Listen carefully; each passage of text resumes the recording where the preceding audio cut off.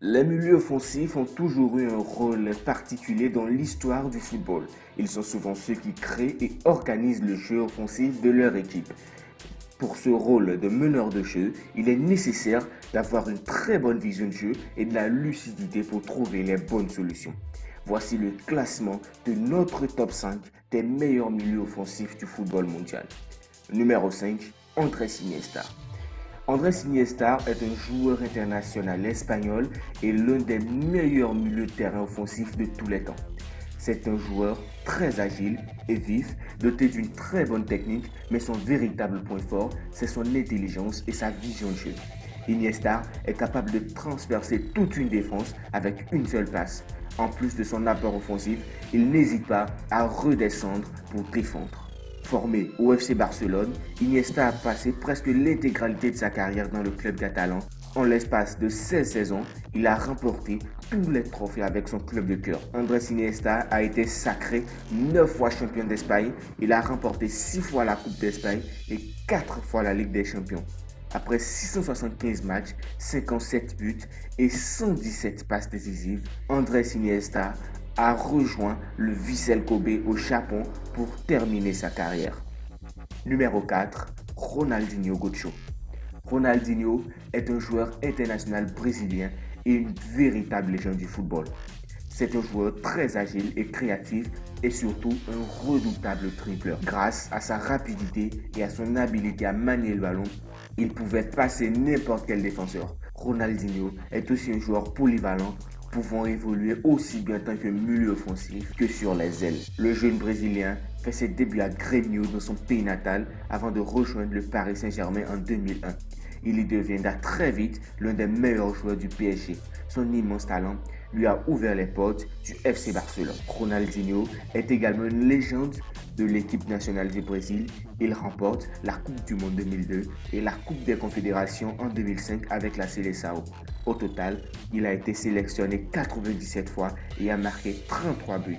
Ronaldinho fait très certainement partie des meilleurs milieux offensifs de tous les temps. Numéro 3, Zinedine Zidane. Zidane est l'un des joueurs français les plus mythiques et une légende de la Juventus et du Real Madrid. Digne successeur de Raymond Kopa et Michel Platini, il est un meneur de jeu exceptionnel, joueur très technique. Il est capable d'éliminer n'importe quel défenseur sans être particulièrement rapide. Après des débuts avec l'Escagne, Zizou rejoint Bordeaux où il participe à une finale de Coupe de l'UEFA et remporte la Coupe Intertoto. Ensuite, il part à la Juventus et il remporte notamment 2 fois le championnat et atteint la finale de la Ligue des Champions à 2 reprises. Mais c'est qu'elle rejoint le Real Madrid qu'il va enfin remporter la Ligue des Champions en marquant un but incroyable en finale. On le retrouve dans le classement des meilleurs joueurs du Real Madrid. Numéro 2, Johan Cruyff. Johan Cruyff est une légende et l'un des meilleurs milieux offensifs de tous les temps. Grande star de l'Ajax Amsterdam et du FC Barcelone, il a révolutionné le sport avec son football. Cruyff était un excellent meneur de jeu, rapide, technique et intelligent. Numéro 1, Diego Maradona. Diego Maradona est l'un des meilleurs joueurs de football de tous les temps. Son toucher de balle, son agilité et sa technique font de lui l'un des meilleurs dribbleurs de l'histoire. Rapide, puissant et surtout incroyablement talentueux, Maradona est un passeur d'exception mais aussi un grand buteur. L'Argentin a marqué le football par ses gestes techniques qui pouvaient mystifier n'importe quel défenseur. Après des débuts prometteurs avec les Argentinos Juniors, puis les Boca Juniors avec qui il remporte le championnat d'Argentine, il rejoint le FC Barcelone pour 2 saisons. Malgré une Coupe du Roi remportée et des prestations plutôt bonnes, son passage à Barcelone reste mitigé. C'est à Naples que Maradona va se révéler au monde entier en permettant au club de remporter son premier titre de Serie A de son histoire et également une Coupe UEFA en 1989.